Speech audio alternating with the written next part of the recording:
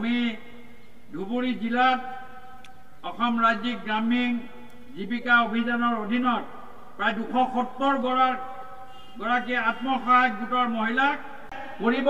এই কথাটো আপোনালোকে স্পষ্টকৈ আপোনালোকৰ আগত আজি মই কেবিনেট মন্ত্ৰী হিচাপে মই আজি আপোনালোকৰ আগত আজি ঘোষণা কৰিলোঁ। আমাৰ চৰকাৰখনৰ যুৱকসকলৰ কাৰণেও আমাৰ চৰকাৰখনে চিন্তা কৰিছে, যুৱতীসকলৰ কাৰণে চিন্তা কৰিছে। আজি মোৰ যিটো বিভাগৰ মই দায়িত্বত আছোঁ, স্কিল ডেভেলপমেণ্ট ডিপাৰ্টমেণ্ট, আমাৰ স্কিল ডেভেলপমেণ্ট ডিপাৰ্টমেণ্টৰ আমাৰ বহুখিনি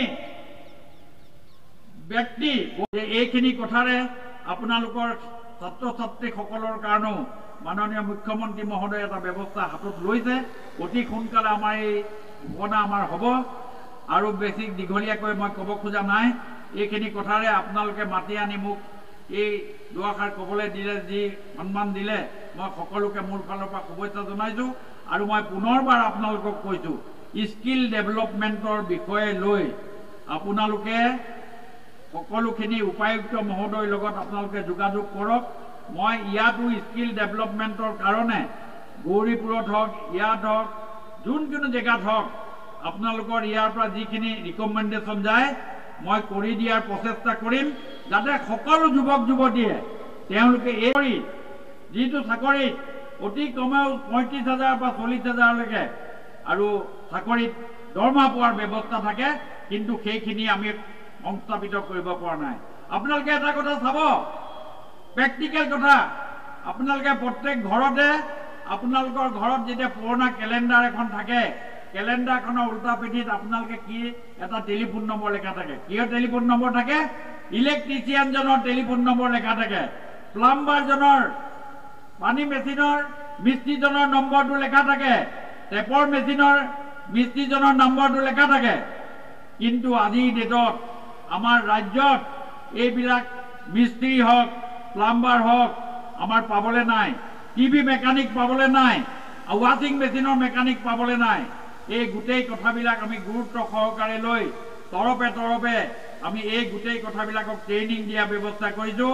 যিটো 3 মাহ 6 মাহ এবছৰলৈকে ট্ৰেইনিং হোৱাৰ পাছত সেইসকল ব্যক্তিয়ে তেওঁলোকৰ আত্মসংস্থাপনৰ কাৰণে তেওঁলোকে সেলফ ৰিলায়েন্স হ'ব পাৰে। এটা যদি আপুনি ৱাশ্বিং মেচিন ঘৰত গৈ আপোনাৰ ৰিপেয়াৰ কৰি থৈ আহে, তেওঁ লগে লগে আপোনাৰ পৰা 500 বা 700 টকা তেওঁ পায়।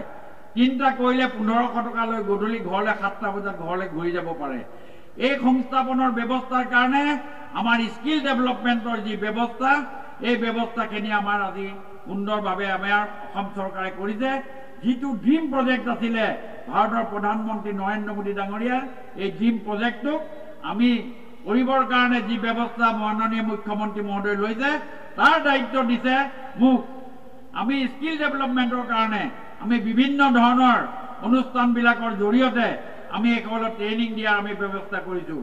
ডাঙৰ ডাঙৰ হোটেলবিলাকত আজি হাউচ কিপিং পাবলৈ নাই, হাউচ কিপিঙৰ কাৰণেও আমি ব্যৱস্থা হাতত লৈছোঁ। এইখিনি কথা আমি সুন্দৰভাৱে আমি হাতত লৈছোঁ আৰু আগন্তুক দিনত আমি সকলোখিনি কথা প্ৰত্যেককে মই অনুৰোধ কৰিছোঁ, আপোনালোকে সজাগতাটো আগত ৰাখিব।